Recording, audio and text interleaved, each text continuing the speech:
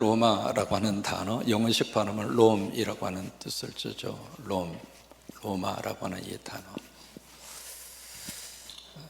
이 로마라고 하는 이 단어는 바울에게 있어서는요, 자신이 이 땅에 살아야 할 존재 이유와 근거를 가져두는 단어가 로마였어요. 그래서 바울에게 있어서는 이 로마는 가고 싶으면 가고 아니면 안 가고 선택할 수 있는 그런 장소가 아니라, 나는 어떤 일이 있어도 나는 로마를 갈 거야. 아니, 로마를 갈 수 있도록 하나님이 역사하실 것이야. 그게 이제 바울이 가지고 있었던 그런 마음속에 품고 있는 드림이고, 마음속에 품고 있는 꿈이었어요. 여러분 안에도 여러분 꼭 내 삶을 통해서 이루고 싶은 로마가 있으셔요? 없으셔요? 네, 없으면 기도하세요. 기도하셔서, 하나님, 내 인생을 통해서 내가 호흡이 있는 순간까지 꼭 이것만은 하나님 앞에서 이루고 싶고, 아니, 이룰 수 있도록 하나님이 역사하여 주시옵소서. 여러분, 그 로마가 있어야 우리가 이 땅을 살면서 힘을 얻어요. 그래서 바울에게는 바로 그 장소가 어디인가? 로마라고 하는 이 장소예요. 그래서 로마서 1장 33절에 보시면은 바울은 이 로마라고 하는 지역을 여러 번 가고 싶어 했어요. 그 표현이 로마서 1장 13절이거든요. 같이 한번 읽습니다. 형제들아, 내가 여러 번 너희에게 가고자 하는 것을 너희가 모르기를 원하지 아니하노니. 여기 보면 형제들아, 이걸 보면 원문에 보시면 헬라어로 아델포스라고 하는 단어를 쓰는데, 이걸 번역하는 과정에서 우리말 번역에 그냥 형제들아 그렇게 번역을 하니까 자매들이 시험 들었어요. 근데 원래 이 아델포스라고 하는 헬라어라고 이 형제로 번역하는 이 단어는요, 형제만 지칭하는 것이 아니라 빌리버스, 예수를 믿는 모든 성도들을 아델포스라고 한 거예요. 그러니까 그 뉘앙스를 살려서 번역을 하자면 형제들과 자매들아. 영어 번역이 옳습니다. Brothers and sisters, 그렇게 번역해야 옳아요. 그래서 이게 로마에 있는 성도들아, 신자들아, 그렇게 부르면서 하는 말인데, 내가 당신들에게 가고 싶어 노력을 하고 애쓴 것이 한 번이에요? 여러 번이에요. 반복적으로. 이게 바울은 로마라고 하는 이 도시 그 자체를 그저 한 번 스쳐 지나가는 장소로 생각한 것이 아니라, 내가 어떤 일이 있어도 하나님, 나 로마로 데려가 주세요. 아니, 하나님, 나 로마에 갈 수 있도록 하나님 역사해 주세요. 그 꿈이 바울의 마음속에 심장이 뛰는 것처럼 그 마음속에 꿈으로 간직한 단어가 로마라고 하는 단어예요. 그래서 여러분, 내가 당신들에게 가고 싶어 했지만은, 그런데 그것을 모르기를 원치 아니하노니. 왜냐하면 이는 로마에 가고 싶어하는, 로마를 꼭 가고 싶어하는 사도 바울의 그 꿈은 왜 그 꿈을 꾸게 됐는가? 왜냐하면 너희 중에서도, 너희가 누구예요? 로마에 있는 성도들이에요.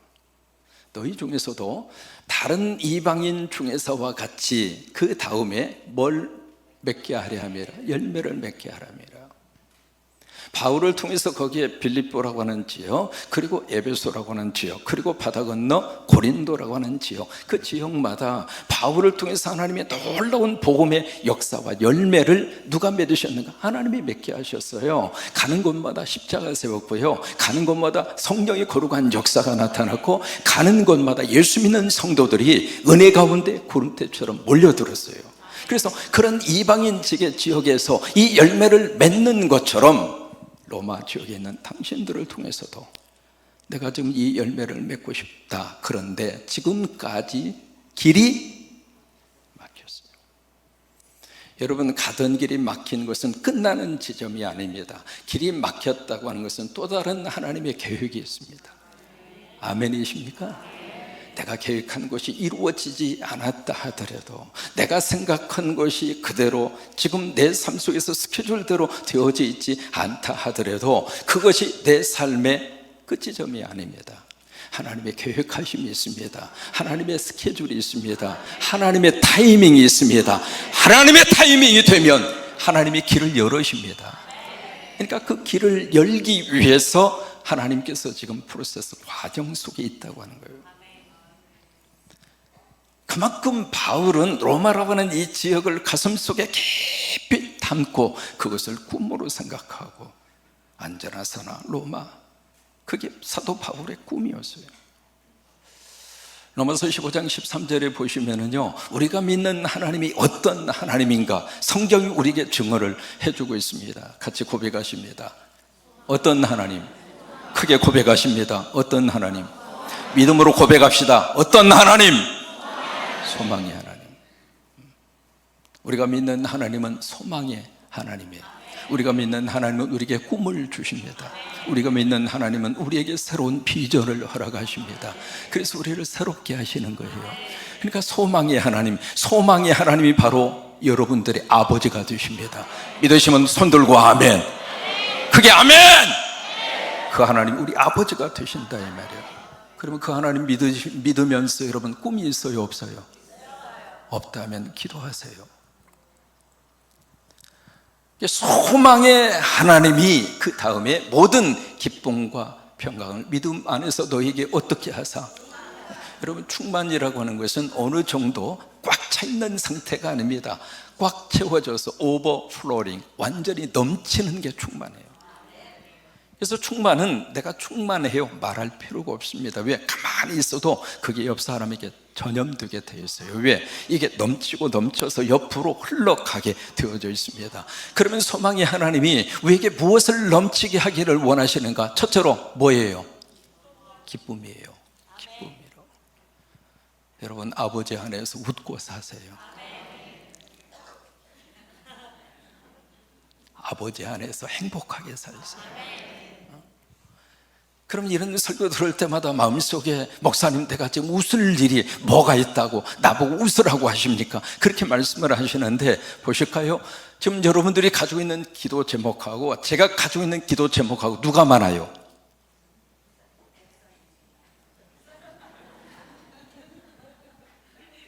성곽교회 제적이 3,000명입니다 3,000명 기도 제목이 다 담임 목사에게 옵니다.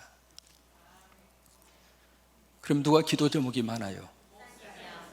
그러면 여러분이 행복할 수 있는 가능성이 많아요? 제가 더 짊어지고 있는 짐이 많아요? 그러면 항상 제가 인상 쓰고 있어야 되잖아요. 근데 저는 그렇게 안 하기로 작정했어요. 왜? 하나님께서 기뻐하라고 하시니까. 그러니까 소망의 하나님이 우리에게 뭘 충만하게 하시기를 원하는가? 기쁨을 충만하게 하기를 원하신다고 하는 거예요. 기쁨뿐만이 아니라 그 다음에 우리에게 뭘 충만하게 하시기를 원하는가? 평강입니다. 샬롬이죠. 땅이 주는 평화가 아닙니다. 하나님이 주시는 평화예요. 근데 그것을 어디에서 우리에게 채워주시기를 원하는가? 믿음 안에서. 아버지를 믿으면 아버지가 우리 안에 기쁨도 주시고 우리 안에 평강도 주시고, 그러면서 성령의 능력으로 소망이 어떻게 하기를 원해요? 넘치기를 원하신다 그 말이에요. 이 로마는 바울에게 있어서는요, 꿈도 꿀 수 없을 정도의 꿈의 장소가 로마예요. 에베소 지역에서 꿈을 꾸었죠. 근데 그 다음에 바로 예루살렘에 방문해서 예루살렘에서 체포당했어요. 그 상황 속에서 바울은 로마로 갈 수 있다고 하는 것은 이건 그냥 꿈일 뿐이에요. 꿈 같은 일입니다. 그런데 그 꿈 같은 일을 꾸고 있었던 바울에게 오늘 16절에 보시면은 드디어 그 꿈이 이루어지더라 이 말이에요.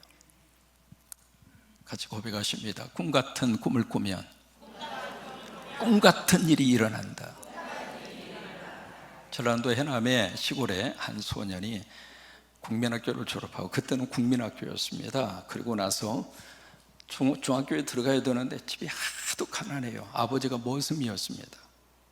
그래서 공부는 잘했는데 자기보다 공부를 못한 친구는 다 상급학교 지나가고, 아버지가 부르는 거예요. 야, 힘센 사람은 그냥 노동 처먹는 것이고 힘없는 사람은 가서 공부나 하는 거예요. 그러면서 너는 올해부터 나와 함께 풀 베고 그리고 농사 짓자. 그러면서 아버지가 더 이상 상급학교 보낼 마음이 없는 거예요.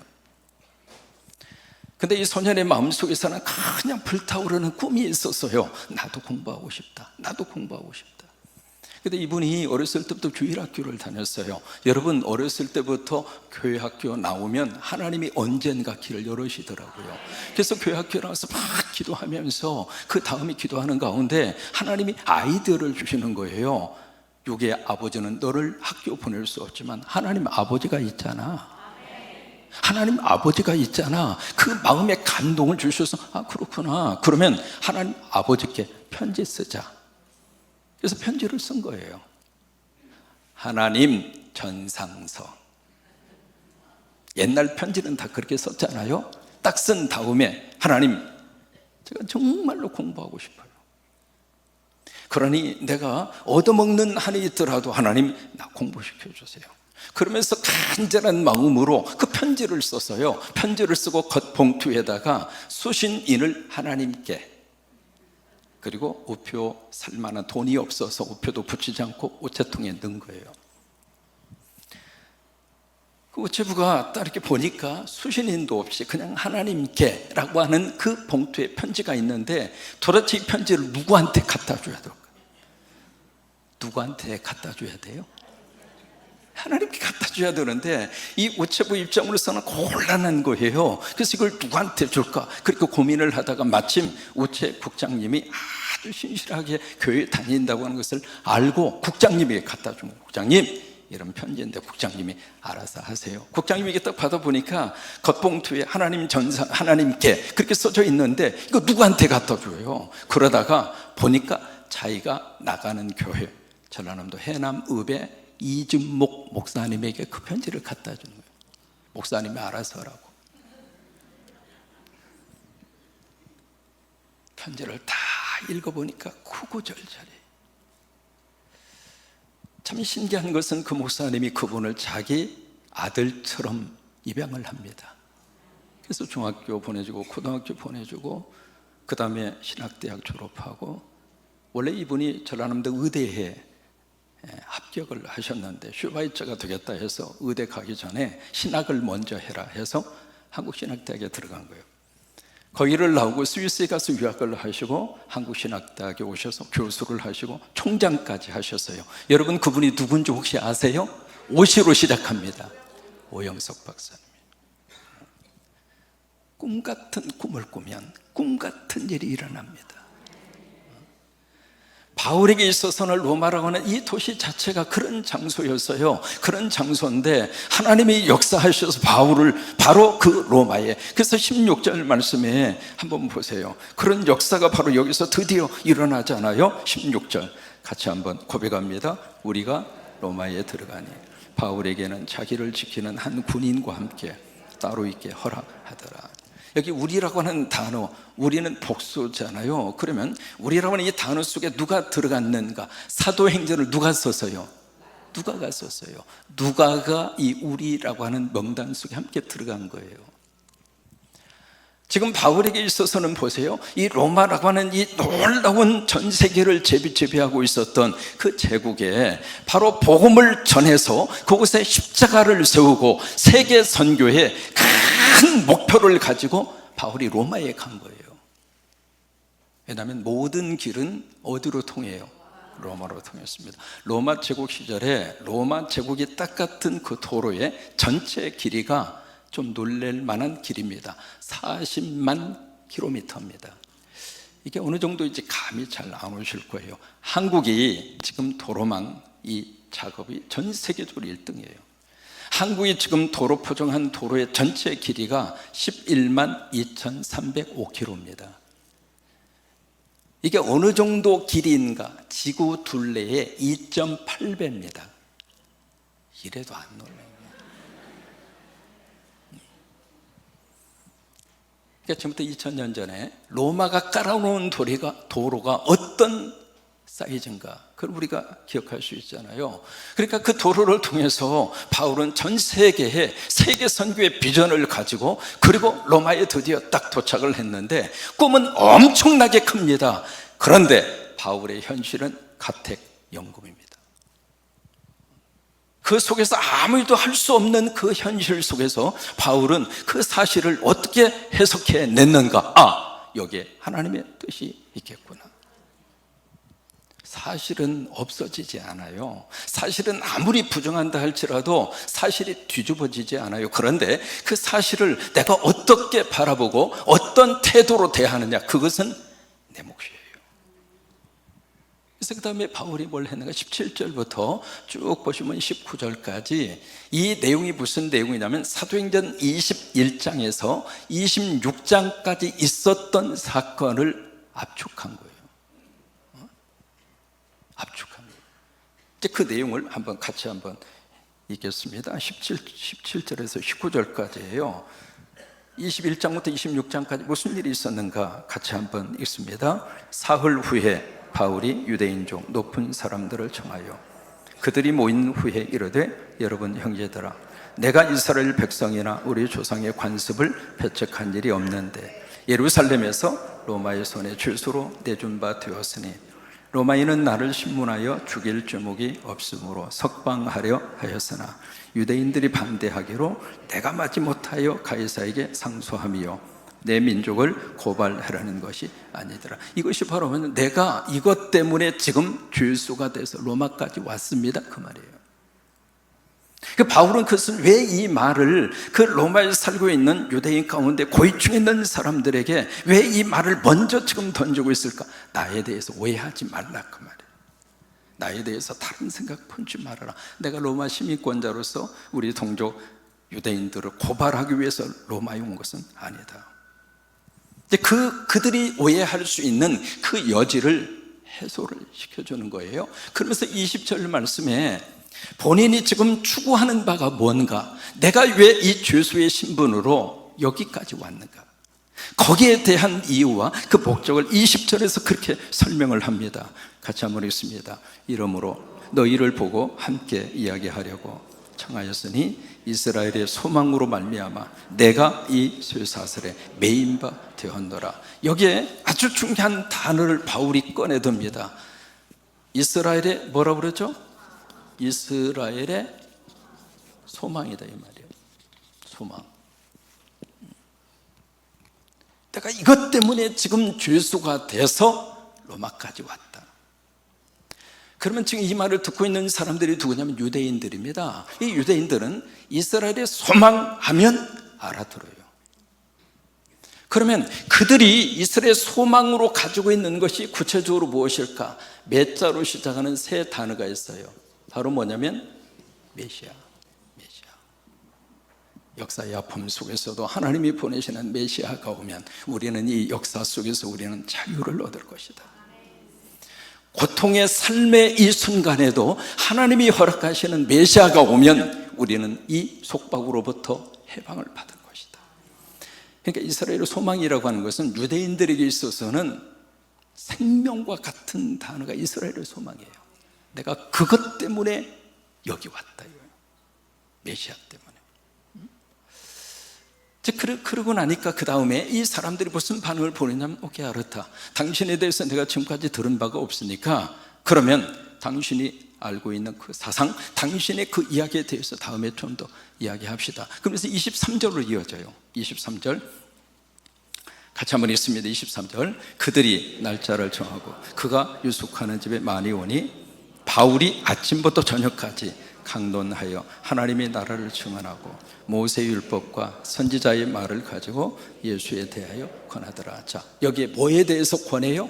예수에 대해서 권하더라. 그러면 이스라엘의 소망이 바로 무엇인가? 여기 바울은 누구라고 제시하고 있어요? 예수라고 하는 겁니다. 예수가 이스라엘의 소망이다. 이스라엘 백성들이 그렇게 기다리는 메시아는 예수다, 그예요. 예수가 바로 메시아다. 여러분 믿으십니까? 우리 식으로 말하면 예수가 그리스도다. 예수가 내 죄 문제를 해결하고, 예수가 나를 부활케 하시고, 예수가 우리 가정을 살려내고, 예수가 이 나라의 희망이 되고, 예수가 우리의 희망이 되시는 그 메시아는 바로 예수다. 그것 때문에 나는 로마에 왔다, 이거예요. 여러분 인생 문제의 답은 예수 그리스도입니다. 그러니까 예수님의 답이라고 하는 거예요. 바로 바울은 로마에 살고 있는 유대인 지도자들에게 바로 이스라엘의 소망은, 한국의 소망은 예수다. 아멘이십니까? 예수라고 하는 거예요. 우리가 교회 와서 들어야 할 가장 중요한 생명의 떡은 예수입니다. 강대상에서 선포해야 할 복음의 메시지는 예수입니다. 신기한 것은 예수가 선포되면 예수의 능력이 나타납니다. 병마가 떠나가고 악한 영이 떠나가고 더러운 영들이 떠나가고 다시 한번 살만 나게 하시고 아멘하면서 이 복이 임할 줄로 믿습니다. 그래서 바울은 바로 로마의 중요한 유대인 지도자들에게 이스라엘의 소망은 다른 것이 아니라 예수다. 그것을 아침부터 저녁까지. 근데 그 다음에 반응이 나옵니다. 어떤 반응이 나오는가? 24절입니다. 같이 한번 읽습니다. 그 말을 믿는 사람도 있고 믿지 아니하는 사람도 있더라. 그 말에 대해서 아멘 하면서 은혜 받는 사람도 있고요, 그 말을 듣고 은혜 받지 못하는 사람이 있고, 아무리 소낙비가 쏟아지더라도요, 마당에 장독대를 다 갖다 놓고 뚜껑을 열어보니까 그 속에 빗방울이 하나도 안 들어갔어. 왜 그랬을까요? 뚜껑을 안 열었어. 성령님이 여러분들에게 은혜 받을 수 있도록 영혼의 문을 열어주셔서 예배할 때마다 은혜 받으시고, 예배할 때마다 은혜 받으시고 그래요. 그러니까 은혜 받지 못하는 사람들이 여기에 등장을 해요. 그러니까 바울이 여기 이사야 6장의 말씀을 그들에게 인용합니다. 그래, 이사야가 이미 말씀을 하셨다. 눈이 있어도 보지 못하고 귀가 있어도 듣지 못하는 것은 너희의 마음이 완악하기 때문이다. 그러니까 마음속이 완악하면 하나님의 말씀이 내 속에 안 들리는 거예요. 그래서 성령님이 우리에게 오셔서 성령이 우리의 마음을 확 열어주셔서 하나님 오늘도 예배 가운데 말씀 가운데 꼭 은혜 받게 하셔서 따라서 하세요. 예배 때마다 열받지 말고 은혜 받읍시다. 아멘입니까? 은혜 받아요. 은혜 받아요. 은혜를 사모하면 하나님이 은혜를 쏟아부어 주셔. 은혜 받으면 잘 돼요. 그게 아멘. 은혜 받으면 막힌 것도 뚫어주세요. 은혜 받으면 역사가 나타나요. 은혜 받으면 놀라운 하나님의 축복이 임해요. 그러면서 28절에 그들에게 뭔가를 노티스를 줍니다. 무슨 노티스를 주는 게 28절입니다. 같이 한번 읽습니다. 그런즉 하나님의 이 구원이 이방인에게로 보내어진 줄 알라. 그들은 그것을 들으리라 하더라. 여기에 하나님의 이 구원 그렇게 되어 있습니다. 그 부분을 영어 번역에 보시면 God's salvation 그렇게 되어 있습니다. 뭐냐면 하나님의 구원이라고 하는 뜻이에요. 이 세 가지 단어가 함께 연결이 되고 있어요. 이스라엘의 소망이 무엇인가? 메시아가 누구인가? 예수다. 그 예수는 누구인가? 이스라엘의 구원이다. 다시 말해 한국의 구원이고 나의 구원이고 우리 가정의 구원이고, 이 세 가지 단어를 합쳐서 우리는 뭐라고 표현하는가? 바로 살림이라고 해요. 살림. 바울의 로마를 왜 가고 싶어 했는가? 살림 때문에 가고 싶어 한 거예요. 여러분 지금도 살림꾼 예수님이 내 안에 들어오시면 하나님께서 우리를 살려주십니다. 살림의 역사가 임합니다. 그래서 바울은 나는 로마로 가야 하리라. 이 교회를 통해서 하나님 11개 나라의 100개 살림교회를 세워주셨고 다음 주면 101번째 살림교회를 환당합니다. 7개 교회가 지금 건축 가운데 있습니다. 금년 들어서 앞으로 5개 십자가를 더 세울 겁니다. 금년에 계획하기는 114개 십자가를 하나님 앞에 올리게 될 것입니다. 우리는 기도합니다. 성광에서 시작이 된 이 살림의 역사가 114개 살림교회마다 살림으로 임하게 하옵소서. 하나님 나라가 살림의 역사로 꽃을 피우게 하옵소서. 오늘도 예배하면서 이 살림의 복이 여러분 가운데 충만하시기를 바라고, 내가 살고 내 가정이 살고 내 자녀가 살고 군산이 살고 대한민국이 살고 예수 믿는 성도들이 살아서 이 땅을 살려내는 살림꾼, 우리가 그 비전을 품고 예배 때마다 외치는 구호 성광! 그 복이 임하게 되기를 주의 이름으로 축원합니다.